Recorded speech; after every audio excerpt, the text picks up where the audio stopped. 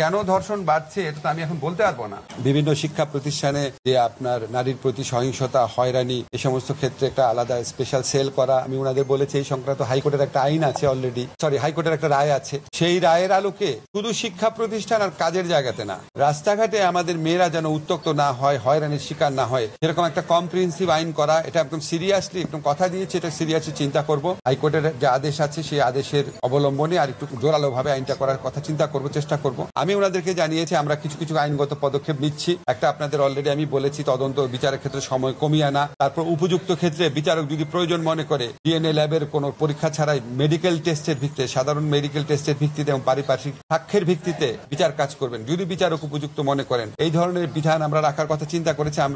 আমি আপনাদেরকে জানাতে চাই যে আমরা গত পরশু এবং গতকাল 2 দিন কনসালটেশন মিটিং করেছি। গতকাল কনসালটেশন মিটিং এর সময় আমাদের যে ফৌজি আপা আছেন জাতীয় মহিলা আইনজীবী পরিষদের, তারপর আমাদের ফরেন্সিক যারা এক্সপার্ট আছেন, আমাদের মহিলা পুলিশ যারা এই সমস্ত বিষয় নিয়ে কাজ করেন, সবাই ছিলেন। আমাদের এহসানুল হক সমাজী অনেক বড় আইনজীবী, উনি ছিলেন। তারপর ঢাকা মেডিকেলের ফরেন্সিক বিভাগের যে হেড আছেন, সবাই কি ছিল, সিআইডির ফরেন্সিক এক্সপার্ট ছিল। আমরা একটা ড্রাফট আইন করেছি। এই আইনটা আমরা আজকে সার্কুলেট করছি কিছু কিছু স্টেক হোল্ডারের কাছে। যত দ্রুত সম্ভব আমরা এই আইনটা কঠোর করার চেষ্টা করব, যাতে ধর্ষণের মামলার বিচার শুধু দ্রুত না, এবং বিচারটা যেন নিশ্চিত হয় এবং যথাযথ যেন বিচার হয়। এগুলো আমরা ওনাদেরকে বলেছি। এবং আমার মনে হয় যে একটা কথা আমি নিজের থেকে আপনাদের বলার প্রয়োজন অনুভব করছি, যে আমাদের গণ অভ্যুত্থানে আজকে যে আমাদের ছাত্র জনতার যে বিজয় হয়েছে, এই ঐতিহাসিক আন্দোলনের মধ্যে দিয়ে আমরা শেখ হাসিনার সরকারকে বিতাড়িত করতে সক্ষম হয়েছি, ফ্যাসিস্ট সরকারকে। আমি বিশ্বাস করি এটার মূল কৃতিত্ব আমাদের মেয়েদের, এটার মূল কৃতিত্ব মেয়েদের। কেন আমি আপনাদের ব্যাখ্যা করে বলি। এর আগে শেখ হাসিনা বিরোধী অনেক আন্দোলন হয়েছে বাংলাদেশে, সেই আন্দোলনে মেয়েরা নামে নাই, সেই আন্দোলন সফল হয় নাই। কিন্তু এই আন্দোলনটা সূচনা করেছিল, আমি নিজের চোখেই দেখেছি, যে তুমি কে আমি কে, রাজাকার রাজাকার, একে বলেছে স্বৈরাচারের। তো তোমরা মিছিল করেছিল প্রথম।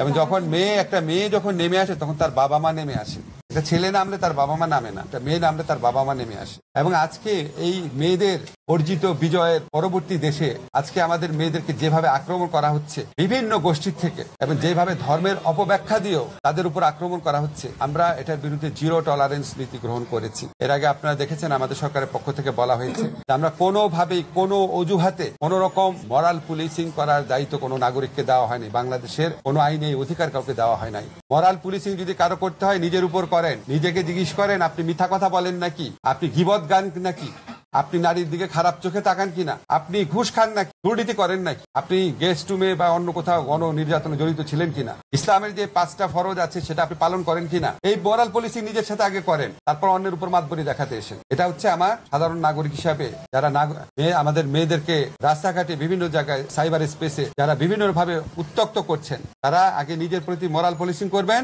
তারপর নিজের মা বাবা, নিজের ভাই বোন, নিজের স্ত্রী পরিবার তার প্রতি করবেন, তারপর আপনি বিবেচনা করবেন ইসলাম আপনাকে অন্য কারো উপর মোরাল পলিসিং করার অধিকার দিয়েছে কিনা। প্রথমে নিজেরটা করবেন। আমি যতটুকু ধর্ম বুঝি, সবচেয়ে আগে নিজেকে পরিশুদ্ধ করতে হবে। নিজে কতটুকু পরিশুদ্ধ হয়েছেন সেটা চিন্তা করেন। আমাদের মেয়েদেরকে বিভিন্ন অজুহাতে যারা উত্ত্যক্ত করবেন, অবশ্যই তাদেরকে আমরা দমন করব। দেরি হতে পারে, মাঝে মাঝে ভুল হতে পারে, কিন্তু আমরা এই লক্ষ্য থেকে বিন্দু মাত্র বিচ্যুত হব না। আমি এদের প্রেক্ষিতে কথা বলছি। আমি এখন অন্য প্রসঙ্গে যাব, আপনারা ওইটা হেডিং করবেন। আমি এই প্রসঙ্গে ফোকাস থাকেন, ওইটা নিয়ে আপনারা অন্য জায়গায় কথা বলেন। আমি এটা নিয়ে আর কোনো কথা বলছি না। ভাই, আমি তো সমাজ বিজ্ঞানী না। কেন ধর্ষণ বাড়ছে এটা তো আমি এখন বলতে পারবো না। আমি আপনাকে সরকারের পক্ষ থেকে যেটা বলে সেটা বলি। আপনারা মূল ইস্যুতে থাকেন। আজকে যারা এখানে বিচার চাইতে আসছে, যারা ক্ষোভ জানাতে আসছে, কষ্ট জানাতে আসছে, তাদের কথা বলে। মানুষের ক্ষোভ থেকে, কষ্ট থেকে অনেক রকম দাবি জানাবে। ওনাদের দাবি জানানোর কারণটা কি? ওনারা চায় সরকার যেন সর্বোচ্চ গুরুত্ব দিয়ে জিনিসটা মনিটর করে। আসল চাও তো এটা। এখন ধরুন ওরা যদি দেখে 1 মাসের জায়গায় 40 দিনে বিচার হয়েছে, এটার জন্য কি ওনারা ক্ষুব্ধ হবেন? হবেন না। কিন্তু ওনারা যদি দেখেন আমাদের গাফলতি হচ্ছে, 1 মাসের জায়গায় 1 বছর হচ্ছে, তখন ওনারা ক্ষুব্ধ হবেন। তা আমরা তো মেসেজটা পেয়েছি যে আমরা কোন রকম